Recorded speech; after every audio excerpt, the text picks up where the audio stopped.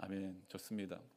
여러분이 아멘 하셨던 그 믿음을 가지시고 오늘 우리 말씀의 자리로 나아갔으면 좋겠어요. 우리가 말씀을 그냥 흘려 듣는 것이 아니라 정말 오늘도 살아 역사하시는 하나님의 말씀이다라는 사실을 믿는 것만으로도 말씀에는 능력이 있습니다. 제가 굳이 설명하지 않아도 말씀 그 자체의 능력이 있음을 여러분 믿으시기를 바랍니다.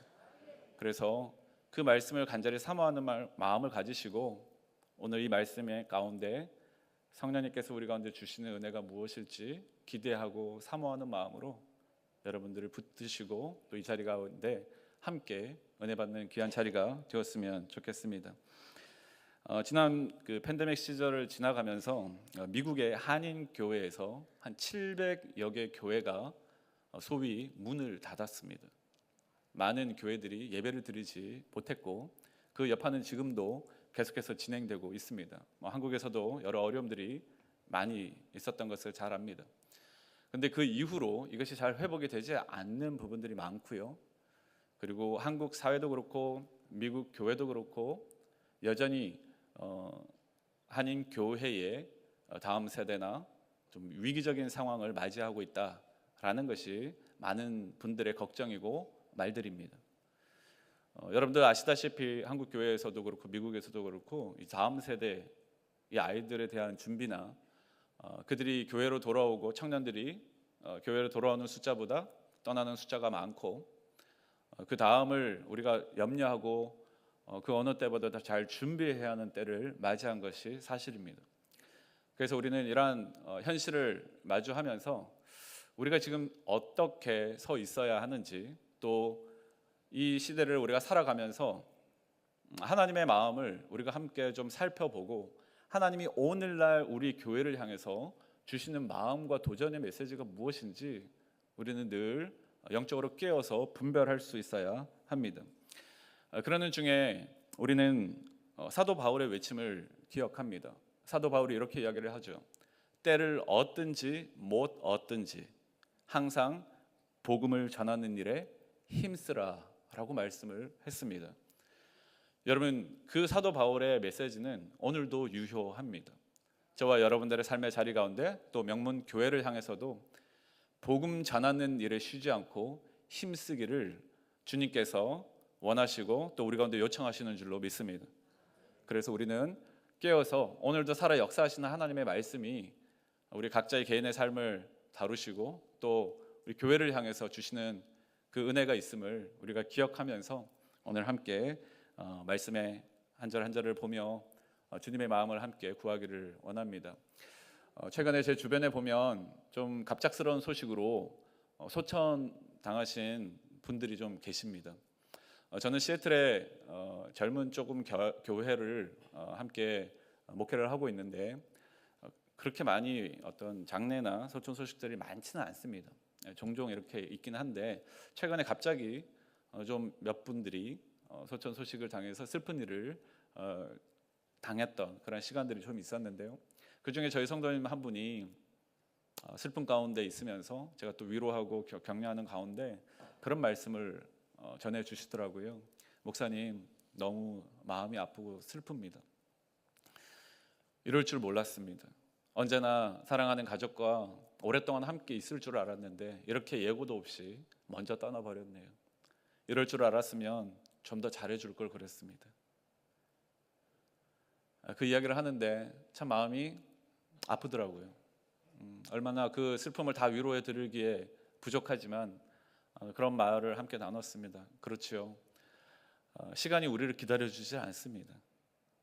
언젠가 좋은 날이 되면 더 좋은 것도 먹고 또 좋은 여행도 좀 하고 또 좀 잘 사랑하고 교제하고 마음껏 좀 마음도 표현하고 그러고 싶었을 텐데 시간이 우리를 기다려주지 않는 것 같네요.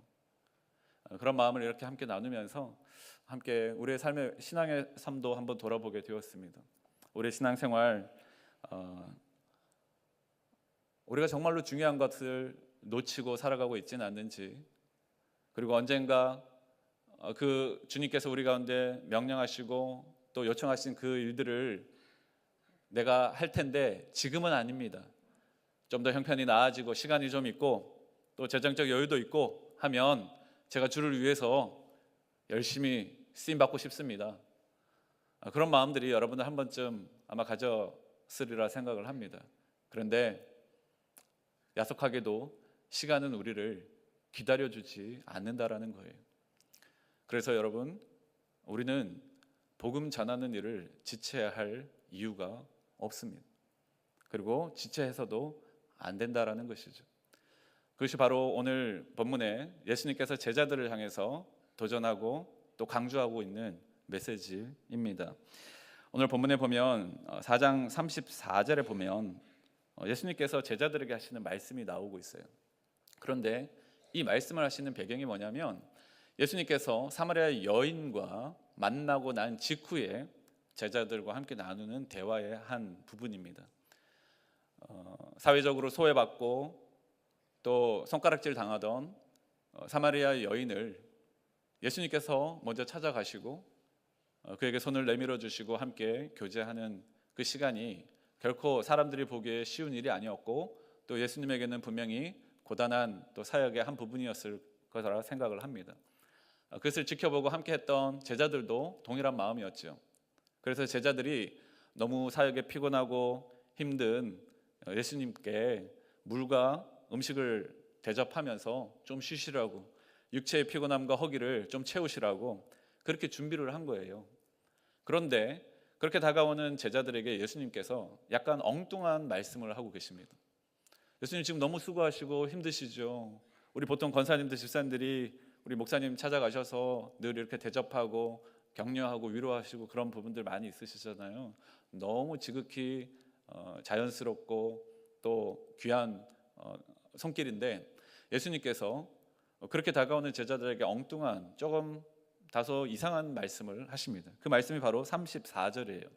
34절에 이렇게 이야기를 합니다. 나의 양식은 나를 보내신 이의 뜻을 행하며 그의 일을 온전히 이루는 것이라 라고 말씀을 하십니다. 무슨 말씀입니까?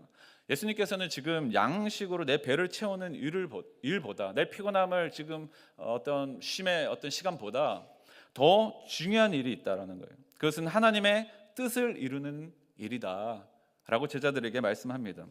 예수님께서는 자신의 삶의 목적과 자신이 지금 하고 있는 이 일의 무게를 자신을 위한 것이 아니라 하나님을 위한 것이라고 그렇게 제자들에게 강조하고 또 가르쳐주고 있는 것입니다.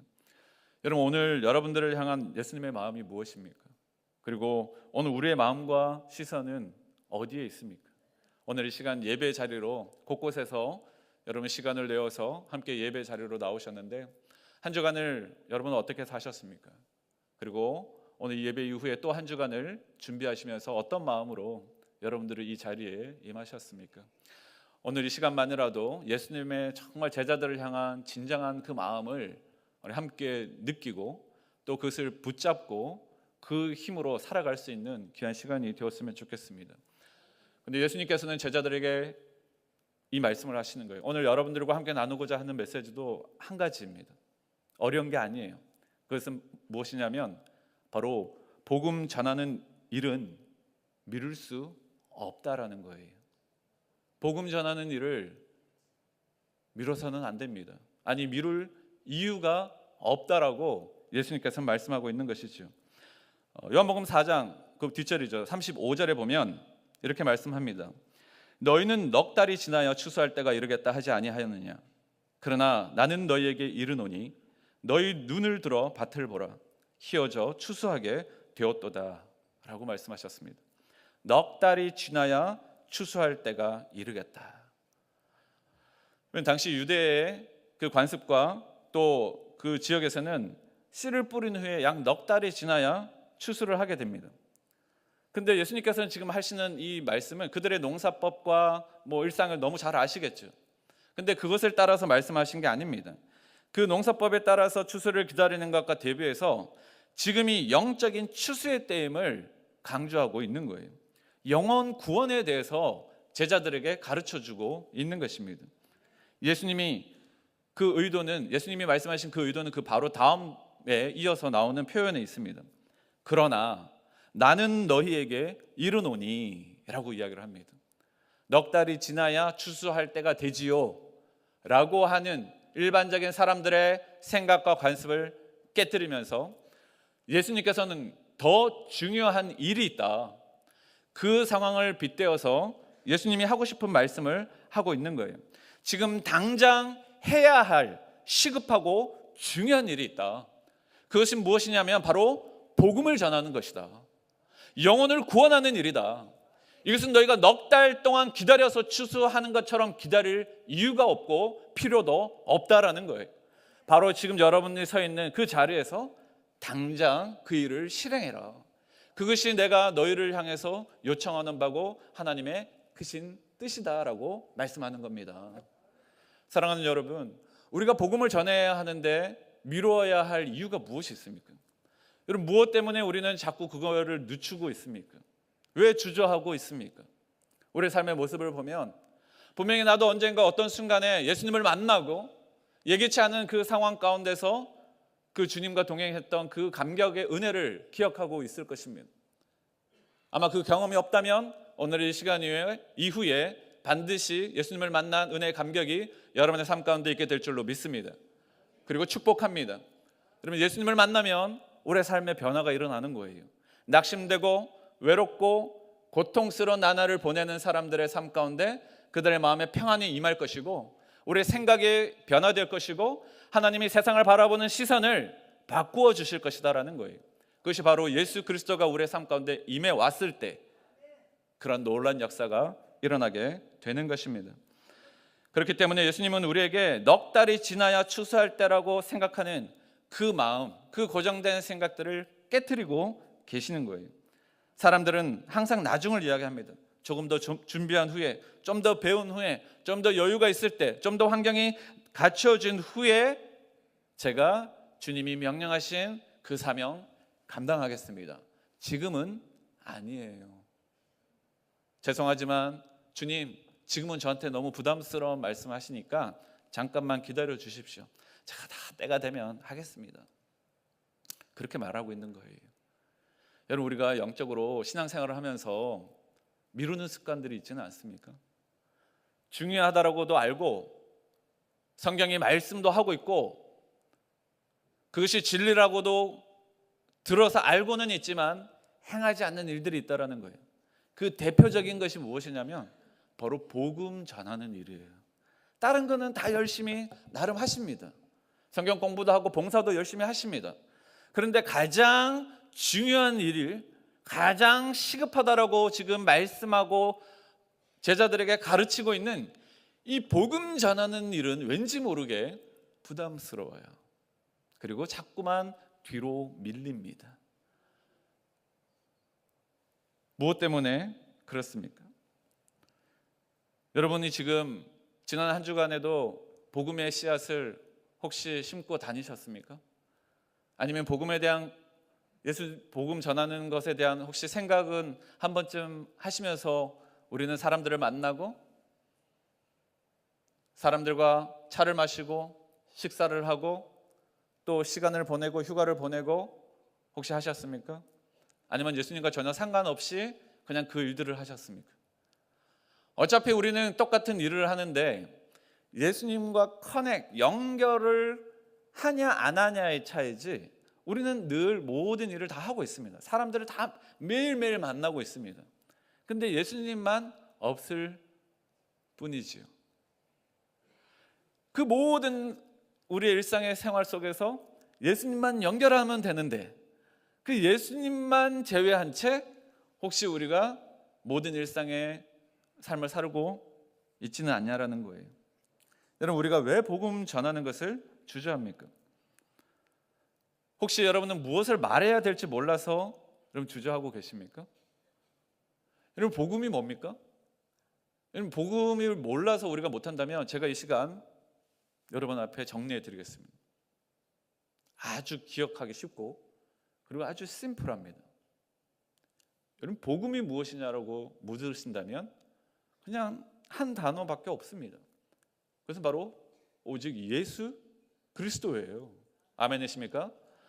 성경은 복음의 다른 이름을 이야기한 적이 없어요. 복음은 그냥 예수님 이야기입니다. 여러분의 삶에 간섭하시고 역사하시는 예수님의 스토리, 여러분이 어떻게 예수님을 만났고, 여러분의 생각에 예수님이 어떤 영향을 끼쳤고, 내 감정을 어떻게 변화시켰고, 내가 어떻게 예수님 때문에 세상을 바라볼 수 있게 하셨는지, 내 삶에 간섭하시고 역사하시는 예수님의 스토리를 그냥 나누는 거예요. 여러분의 일상 가운데 차를 마시면서 친구랑 나누시고, 자녀들과 함께 나누시고, 일터에서 나누시고, 그 연속인 거지요. 어려운 일이 아닌데 우리는 대단히 복음을 어렵게 생각하는 것 같습니다. 그래서 복음을 뭔가 유창하게 말해야 되는데 제가 한 말주변이 없고 복음에 대한 뭔가 정의가 잘 안 누려진 것 같아서 어렵게 느껴지는 거예요. 그리고 또 무엇이 우리로 하여금 복음 전하는 일을 주저하게 만들까요? 혹시 내가 복음 전하다가 거절할까 봐, 거절감에 상처받을까 봐 여러분 두려워서 혹시 전하지 못하고 있지는 않습니까? 또 지금 누군가가 직장에서 또 대화 가운데 잘 지내고 있는데 괜히 종교 이야기했다가 관계만 불편해질까 봐 혹시 그 자리를 외면하고 회피하고 있지는 않습니까? 나중에 좀 더 친해지면, 때가 되면, 그때가 언젠지 모르겠지만 언젠가 좋은 날에, 그러면서 우리는 또 제쳐둡니다. 우리 일상의 모든 삶을 보면은 예수님께서는 제자들에게, 또 사도 바울도 이야기한 것처럼 때를 얻든지 못 얻든지 우리가 해야 할 일은 복음 전하는 일에 힘쓰는 거예요. 내 삶 가운데 역사하셨던 내가 만난 예수님의 이야기를 그냥 나누면 되는데 그게 너무 왜 그렇게 어려운지 모르겠습니다. 여러분, 예수님께서 여러분들에게 다가오셨던 것을 생각하시고 여러분이 만난 예수님의 이야기를 한번 정돈해 보십시오. 이것은 그 누구도 대신할 수 없는 이야기예요. 여러분들만이 경험했고 여러분과 예수님과의 관계 속에서만 이루어진 스토리이기 때문에 여러분이 전해야 되는 메시지인 거예요. 아멘이십니까? 여러분, 예수님은 바로 그 일들을 위해서 여러분을 부르셨고, 그리고 세상 가운데 여러분을 그 복음을, 그 스토리를 나누라고 세상에 보내셨어요. 오늘 이 예배 이후에도 여러분 일주일간의 또 다른 시간이, 삶이 시작되지 않습니까? 그거 하라고 여러분의 각자의 일터와 삶의 현장으로 보내시는 거예요. 근데 우리는 그 보냄의 사명을 감당하지 않고 혹시 그것을 미루거나 주저하고 또다시 새로운 한 주를 맞이하면서 변화없는, 내 영적인 성장이 없는 혹시 그런 시간들을 반복하고 있지는 않습니까? 여러분, 오늘의 메시지는 너무나도 분명합니다. 너희가 복음을 전하는 일에 주저할 이유도 없고 주저해서도 안 된다. 복음 전하는 일을 지체하지 말라는 심플한 메시지인 것입니다. 그런데 예수님께서는 말씀하시죠. 밭이 휘어져 추수할 때가 되었다라고 하시면서 우리가 그 추수를 위해 나가야 된다라고 말씀하시는데, 다만 추수할 자가 누구냐라는 거예요. 복음을 전할 자가 누구냐라는 거예요. 추수를 해야 되는데 그 일들을 해야 될 자가 누구냐라는 거예요. 누구입니까? 여러분 옆에 있는 분들 얼굴을 한번 쳐다보십시오. 그리고 이렇게 손을 내밀어 말씀해 주시죠. 바로 당신입니다. 바로 집사님이세요. 권사님이세요. 장로님이십니다. 그리고 한 번 더 얼굴을 다시 한번 쳐다보시고 이렇게 말씀해 주십시오. 당신은 최고의 복음 전도자이십니다. 최고의 복음 전도자이십니다. 맞아요. 여러분이 예수님께서 여러분의 삶의 자리로 보내신 최고의 복음 전도자예요. 외부에 강사 불러가지고 여러분들 가정에 복음 전해달라고 그분들이 어떻게 다 하십니까? 어떻게 다 압니까? 몰라요. 여러분의 삶의 자리, 여러분의 자녀, 여러분의 남편과 아내는 여러분들이 가장 잘 하시는 거예요. 여러분에게 그 일을 하라고 여러분을 가정으로 파송해 주신 거예요. 아멘이십니까? 여러분, 그 믿음을 우리가 붙들고 나아가야 되는 거예요. 여러분, 제가 언젠가 맛있는, 제가 좋아하는 음식을 냉장고에 넣어둔 적이 있었어요. 꺼내 먹으려고. 그런데 여러분들도 경험하셨다시피 어느 날 냉장고 문을 여는데 그 맛있는 음식이 부패하고 상하여서 못 먹게 되는 거예요. 심지어는 더 황당한 것은 내가 언제 이 음식을 여기 넣어놨었지? 하고 까마득히 그것을 잊어버리고 있었던 거예요. 여러분, 아무리 맛있는 음식이면 뭐합니까? 아무리 좋은 거면 뭐합니까? 꺼내 먹지 않고 사용하지 않으면 그냥 부패하여 상하여서 쓰레기통에 던져버려지는 거예요. 여러분, 우리가 지금 전하는 예수 그리스도, 이 복음 전하는 일은 지금 당장이라도 우리가 해야 하는 일인 거예요. 냉장고에 넣어뒀다가 까마득하게 잊어버리고 언젠가 복음 전해야지 하고 시간 보내고 나면 결과적으로 가져오는 건 뭐냐면 후회만 남는 거예요. 내가 사랑하는 가족들, 우리 처음에 우리 소천하시고 사랑하는 가족을 잃어버린 슬픔 당하신 분들의 공통적인 고백이 있을 때 좀 더 잘해줄 걸, 좀 더 잘해줄 걸, 너무 후회가 되네요. 여러분, 시간은 여러분을 기다려주지 않습니다. 그리고 복음 전하는 일에는 남녀노소가 상관이 없어요. 여러분 모두가 바로 그 복음 전하는 자의 사명을 받으신 분들이라는 겁니다. 그렇다면 여러분, 우리는 이 사명을 어떻게 감당할 수 있습니까? 제가 두 가지를 여러분에게 함께 나누기를 원합니다. 하나는 뭐냐면 내가 누구인지를 알아야 되는 거예요. 무슨 말이냐면 사도행전 1장 8절의 말씀을 여러분 잘 아시지요. 오직 성령이 너희에게 임하시면 너희가 권능을 받고 예루살렘과 온 유대와 사마리아와 땅끝까지 이르러 내 증인이 되리라 라고 말씀하셨죠. 뭐가 되라고요? 증인이요. 증인. 여러분에게 예수님께서 명령하신 명령이 뭐냐면 증인의 삶을 살아달라. 그게 뭡니까? 증인의 삶을 산다라는 말을 다른 말로 좀 하면 내가 만난 예수님의 이야기를 좀 나누라라는 거예요. 그렇죠? 그게 증인인 거죠. 목격자, 경험한 자, 체험한 자. 여러분이 증인이시잖아요. 여러분이 아니면 누가 여러분의 삶에 역사하셨던 예수님의 이야기를 나눕니까? 나에게 역사하신 예수님의 이야기니까 그것은 나의 몫인 거예요. 여러분, 이것을 조금 더 다르게 또 표현하자면 이것을 위해서 교회를 세우시고 교회 사명으로 주셨어요. 증인들의 모임이 교회인 거죠. 성경의 어느 곳에도 건물을 교회라고 이야기한 적이 없습니다. 예수님의 신앙의 고백, 예수님의 삶의 구주로 주인으로 삼는 베드로의 신앙의 고백 위에 처음 교회라는 표현이 등장하죠. 너의 신앙의 고백 위에 내 교회를 세워놓으라고 예수님께서 말씀하셨어요. 여러분, 우리의 신앙의 고백, 내가 예수님을 만난 체험과 그 스토리를 나누는 것이 교회를 이루는 거예요. 우리 권사님 아멘, 할렐루야. 여러분도 아멘이십니까? 그럼요. 여러분, 교회는 신앙의 고백이 있는 사람들의 모임인 거예요. 건물이 아니지요.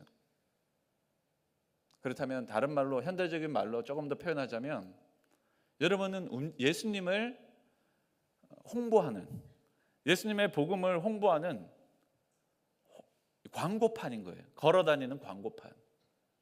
여러분이 다니는 데마다 왜 우리 버스 이렇게 보면 광고판 달아놓잖아요. 그래서 뭐 팔고 뭐 홍보하는 거. 그거 왜 그렇게 합니까? 버스가 막 온 동네 돌아다니잖아요. 그러면 사람들이 광고 보라고. 그래서 그거 생각하라고. 그래서 광고판을 거기다가 다는 거잖아요. 여러분, 예수님께서 여러분을 움직이는 복음 전함의 광고판이 되게 만드셨다라는 거예요. 어떻게 해요? 여러분이 만나는 사람들마다 여러분이 만난 예수님의 이야기를 나누는 거예요. 그러면 예수님의 이름이 여러분들을 통해서 흘러가게 되는 거예요. 믿지 않는 사람들이, 그리고 예수님이 필요한 사람들이 여러분의 이야기를 듣고 위로를 받고 예수님의 사랑을 경험하고 누리게 되는 거죠. 그래서 여러분, 우리는 하나님 나라, 예수 복음을 전하는 움직이는 광고판이 되는 거예요. 근데 광고판 하니까 조금 그렇잖아요. 조금 고급스럽지 않잖아요. 그래서 이걸 조금 더 우아하게 고급지게 표현하자면 여러분은 움직이는 교회인 것입니다. 잘 따라해 보실까요? 움직이는 교회. 우리 옆에 있는 분들에게 이렇게 축복합니다. 당신은 움직이는 교회입니다.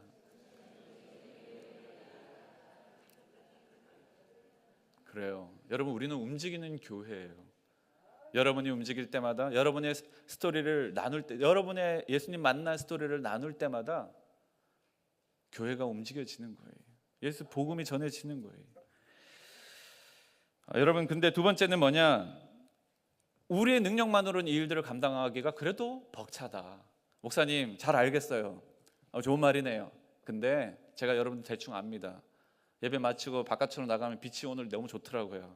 환한 햇살을 맞이하면서 오늘에 들었던 모든 말들이 날아갈 것 같은 불길한 예감이 저 안에 있습니다. 하지만 제 마음 가운데 오늘 이 자리에 계시는 한 두 분만이라도, 한 영혼이라도 여러분 이 복음의 씨앗이 심겨지게 해주십시오. 그리고 결단하게 해주십시오. 여러분, 결단 없이, 실행 없이 아무런 열매가 일어나지 않습니다. 오늘 성령님께서 여러분 가운데 바로 그 일들을 하시는 거예요. 그래서 두 번째 여러분에게 도전한 건 뭐냐면 성령의 능력을 의지하시라는 거예요. 내 입술이 둔하여서, 내가 무엇을 말할지 몰라서, 내가 좀 잘 조리게 표현하지 못해서 복음 전하는 일이 어렵다라면 여러분 성령의 도우심을 구하십시오. 하나님께서 성령을 보내주신 목적이 있어요. 바로 이 일을 하라고, 이 일을 담대하게 전하라고, 하나님 나라를 선포하라고, 예수님의 그 사랑 이야기를 전달하라고 성령이 돕는 자로서 여러분들에게 보내주신 거예요. 그러니 우리가 해야 될 것은 뭐냐? 성령의 능력을 의지하는 거예요. 근데 성령을 의지하면 우리가 예기치 않았던 놀라운 일들을 경험하게 됩니다. 저희 얘기를 잠깐 할게요. 제가 얼마 전에 저희 아버지를 만나러 갔습니다. 오랜만에 아버지를 만났습니다. 저는 선교사의 자녀이고 아버지는 현직 선교사이십니다. 남미에서 지난 35년 이상 선교 사역을 지금도 하고 계십니다. 어려운 시간 헌신하셨고 너무 귀한 자리이고 또 하나님을 기쁘시게 하는 거 다 좋습니다.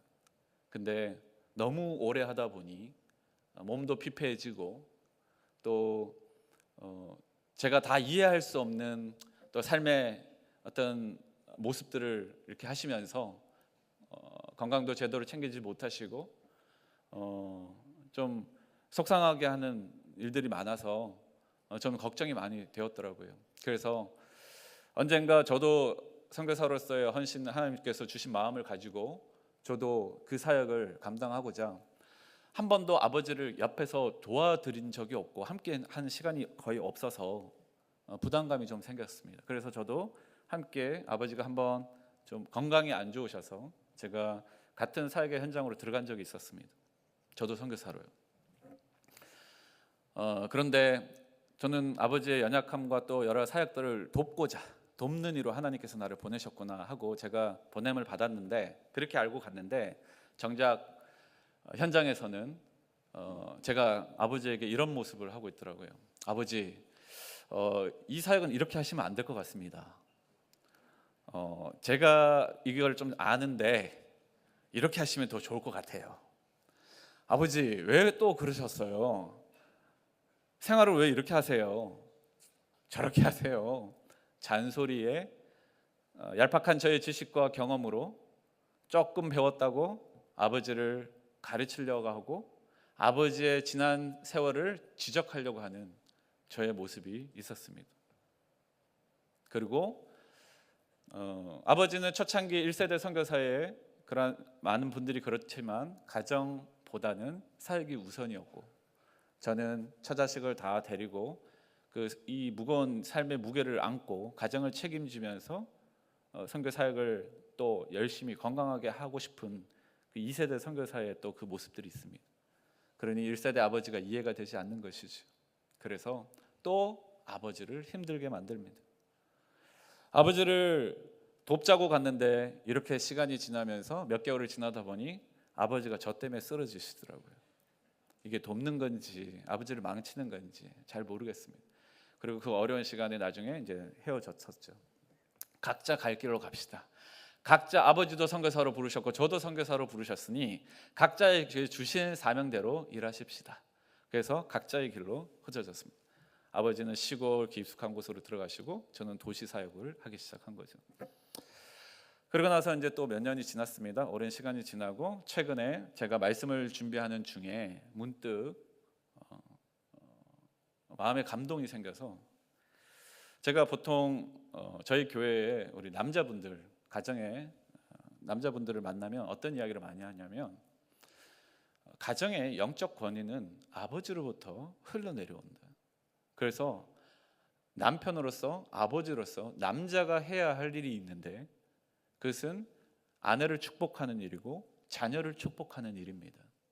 그것이 하나님께서 가정의 영적 권위를 아비로부터 흘러오게 하시는 그 질서입니다. 그래서 축복하는 것을 많이 강조를 합니다. 너무나 당연하게 또 저도 그렇게 삶을 살아가고 있는데 문득 제가 설교를 준비하는 중에 이 마음이 들어오는 거예요. 아마 이것은 좀 성령님께서 저의 마음을 주신 감동이었던 것 같아요. 그런데 하 목사, 너는 아버지의 관계를 온전히 그 영적 권위를 인정하고 그 질서 안에 있느냐라는 질문이 저한테 들어왔어요. 제가 제 자녀들에게는 그렇게 하고 있는데 위로 아버지와 나의 관계 속에 그것이 혹시 막혀 있지는 않는가를 다시 한번 돌아보게 된 거예요. 갑자기 그런 불현듯 마음이 드는데 마음이 뭔가 좀 답답한 거죠. 이게 시원하지가 않는 거예요. 그래서 제가 어머니에게 전화를 했습니다. 어머니, 제가 이런 마음이 좀 들었습니다. 어떻게 해야 됩니까? 그것은 주님 주신 마음인 것 같다. 아버지를 만나야 될 것 같다. 맞아요. 저도 아버지를 만나야 될 것 같습니다. 그래서 최근에 얼마 전에 아버지를 만나러 선교지로 갔습니다. 연락드리지 않고 갔어요. 연락하면 또 준비하고 잠 못 이루시고 뭐 돕는 게 아니라 또 불편하게 만들 것 같아서 좀 편안하게 가서 깜짝 방문을 했습니다. 그리고 아버지랑 일주일의 시간을 지내려고 갔는데 너무나도 얼굴도 헬쑥해지시고 몸도 안 좋으셔서 약은 드시는데 음식 관리가 잘 안 되셔가지고 많이 지치셨더라고요. 어디 나가지도 못하고 그냥 이렇게 계시고 있었는데 마침 제가 등장을 한 거죠. 그리고 아버지랑 이런 좋은 시간, 또 맛있는 것도 대접해드리고 또 시간도 보내드리고 너무너무 좋은 시간을 가졌습니다. 그리고 마지막 날 아버지에게 말씀을 드렸습니다. 아버지, 제가 여기 온 이유가 있습니다. 그래서 아버지에게 기도를 받고 싶어서 왔어요. 저를 축복해 주십시오. 아버지의 축복의 기도가 필요합니다. 제가 아버지께 말씀드렸어요. 제가 이 말을 떼자마자 아버지의 눈동자가 흔들렸습니다. 너무 당황해하시고 그리고 기도해 주십시오라고 했었을 때 머뭇거리시다가 아버지가 기도를 하시는데 펑펑 우시더라고요. 기도가 끝날 때까지 떨면서 울먹이시면서 눈물을 흘리며 축복의 기도를 해주셨습니다. 그리고 그 기도가 끝나고 나서 계속해서 흐르는 눈물을 주체하지 못하고 저의 손을 꽉 붙잡아 주시더라고요. 그러면서 저에게 이런 말씀을 하셨습니다. 하 목사, 너무 고맙다. 너무 고맙다. 너무 이상한 말이죠. 기도는 제가 받았는데, 축복은 제가 받았는데 아버지가 고맙대요, 저보고. 근데 저는 그게 무슨 말인지 아들로서 느낄 수가 있었어요. 그 고맙다라는 말에는 여러 가지 많은 메시지들이 담겨 있었죠. 지난 시간 아버지의 부족함과 연약함으로 인해서 가정에 근심이 되고 또 아들에게 자녀에게 염려가 되기도 했고 멋진 모습으로 화려한 멋진 사역들도 좀 보여주고 싶고 아들에게 뭐 그런 마음도 있지 않았겠습니까? 근데 그러지 못하는 그 모습, 그런 어떤 미안함과 어색함과 그러나 또 함께 축복의 그 시간을 통해서 저도 목사이기에 그 아버지의 그 마음이 어떠할지 너무너무 잘 알고 있었습니다. 그런데 그날 그 시간에 그 기도의 시간 가운데 성령님께서 아버지와 아들의 마음을 만져주신 것이죠. 그래서 서로에게 축복하고 위로하고 더 이상 말하지 않아도 충분히 그 고맙다라는 그 말 한마디에 담겨져 있는 아버지의 마음을 느낄 수 있었습니다. 그리고 나서 여러분 어떤 일들이 일어났냐면요, 제가 이 이야기를 하고 싶었던 거예요. 그 시간 이후에 제가 느끼는 아버지의 관계 속에서 육체적인 부모 자녀의 관계가 아니라 영적인 새로운 관계로 전환되어지는 경험을 했어요. 제 안에 막혀있던 모든 것이 다 깨끗하게 씻어지고 마음이 평안해지고 자유함이 제 안에 들어오기 시작한 거예요. 아버지에 대한 어떠함에 대해서 평가하거나 판단하려고 하지 않고 있는 그대로를 인정하게 되고 아버지를 축복하게 되는 그 일들이 저 안에 들어오게 된 거예요. 여러분, 이것이 바로 성령이 간섭하실 때 일어나는 역사인 줄로 믿습니다. 여러분, 우리의 삶에도 우리가 뭔가를 하려고 할 때 우리의 힘으로 다 할 수가 없습니다. 그래서 하나님께서 우리에게 성령을 돕는 자로 붙여주신 거예요. 오늘 여러분들이 예수님께서 제자들에게 말씀하시고 오늘을 살고 있는 저와 여러분들에게 도전하고 계십니다. 너희가 지금 무엇에 초점을 두고 있고 지금 너희에게 가장 시급하고 중요한 일이 무엇이냐? 성경은 분명하게 우리에게 말씀하고 있어요. 하나님 나라를 전하는 것과 예수 그리스도의 복음을 전하는 일에 우리가 깨어 있어서 힘쓰는 거예요. 다른 것이 없습니다. 오직 그것을 위해서 우리는 교회로 존재하고 교회에 주어진 사명은, 궁극적인 사명은 바로 그 일에 있는 것이에요. 여러분의 능력이 부족합니까? 입술이 부족합니까? 여러분, 성령의 능력을 의지하여 기도하십시오. 성령의 도우심을 구하고 성령의 역사가 여러분의 삶 가운데 간섭할 때 우리가 예측하지 못한 놀라운 일들이 여러분의 가정 가운데, 여러분의 일터 가운데 일어나게 될 줄로 믿습니다. 여러분, 이것이 하나님의 일하신 일인 거예요. 오늘 우리가 그 말씀을 붙들고 오늘 우리는 움직이는 교회로서의 사명을, 우리의 정체성을 다시 한번 확인하고 나아가 나 혼자 나의 능력으로 아니라 성령의 능력을 힘입어 이 일들을 감당할 수 있도록 주님께서 다 준비해 두셨다는 사실을 여러분 기억하실 때 여러분 다시 한번 새롭게 회복되어지고 새로 다짐하고 결단하며 주님 앞에 나아가는 여러분들 삶이 되시기를 주님의 이름으로 축복합니다. 함께 기도하겠습니다.